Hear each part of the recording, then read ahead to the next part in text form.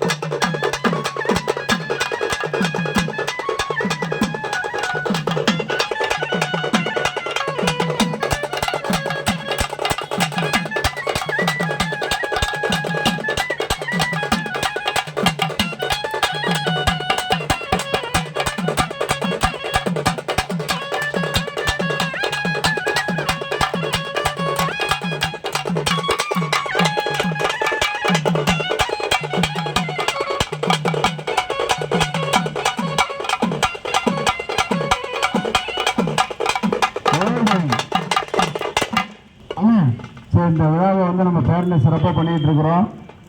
இங்கே இருக்கக்கூடிய கலைஞர்கள்லாம் யாரும் கிடையாது, வேறு எங்கேயோ பக்கத்து மாவட்டமோ இல்லை வேறு மாவட்டமோ கிடையாது. இதே ரெட்டிப்பாளையத்தை சேர்ந்த நம்முடைய கலை சுடர்மணி கலை வளர்மணி விருது வாங்க காத்து கொண்டு இருக்கும். எத்தனை நாடக பாட்டு, கோல் பாட்டு, கும்மி பாட்டு, கூத்து பாட்டு, நாட்டு பாட்டு, நடவு பாட்டு, கண்டிப்பாக இன்னும் எத்தனை புக்கல்